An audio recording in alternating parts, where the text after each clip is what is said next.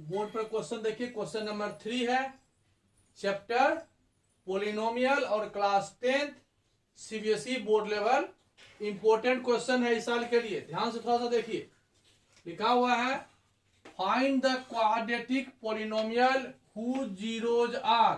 2 zeros है तो first zero को हम लोग अल्फा बोलते हैं और सेकेंड को बीटा मान लेते हैं। अल्फा ये और बीटा ये है। सबसे पहले यहां सॉल्यूशन लिख लीजिए और दिया हुआ given alpha is equal to 2/3 and beta is equal to -1/4। 2 zeros दिया हुआ है। Find the quadratic polynomial. Quadratic polynomial का जीरो लेवल पर कोई फॉर्मूला होगा। देखिए क्या होता है, अब यहां पर फॉर्मूला होता है क्वाड्रेटिक पोलिनोमियल होता है एक्स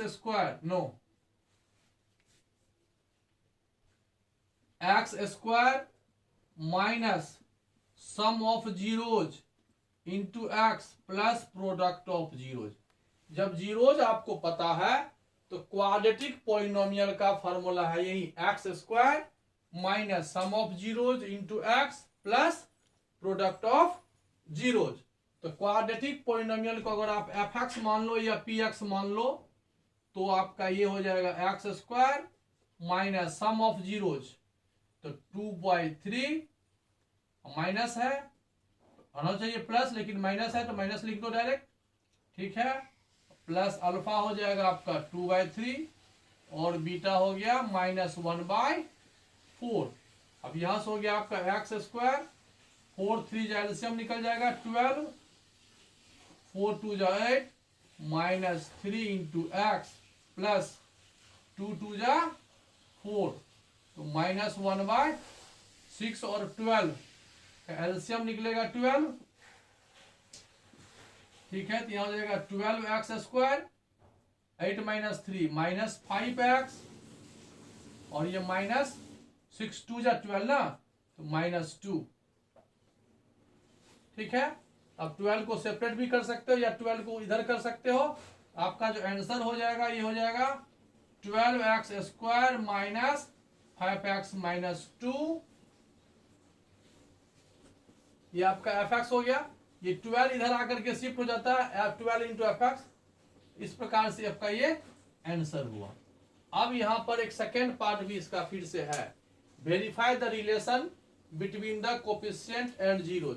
तो कोफिशिएंट का रिलेशन शो करने के लिए sum of zeros alpha plus beta minus b/a, alpha plus beta यहां फाइंड किए हो, कितना आया 8 - 3 कितना आया 5/12 और यहां से -b इक्वेशन देखिए, b कितना आया यहां पर -5 है और कोफिशिएंट ऑफ एक्स स्क्वायर है ये 12, आ तो गया, ये तो आ गया। और अल्फा बीटा फाइंड करो। अल्फा बीटा क्या होता है c/a। यहाँ अल्फा हो गया आपका, मल्टीप्लाई करो दोनों को, यहां देखिए मल्टीप्लाई किए हैं, यहाँ -1/6 आया और c आपका कितना है यहाँ पर -2, a कितना है 12 6 आया ना, -1/6 और -1/6, ये भी सही है। रिलेशन वेरीफाई कर दिया, यानी इस टाइप का क्वेश्चन जो था ये आपको ये सॉल्व हो गया ना। अब आपको ये समझ में आ गया होगा। यहां देखिए कुछ नहीं था, जीरोज दिया हुआ है। जब जीरोज दिया हुआ हो तो इस फॉर्मूला में सेट करके हम लोग सॉल्व कर लेते हैं। When zeros are given then quadratic polynomial is x square minus sum of zeros into x plus product of zeros।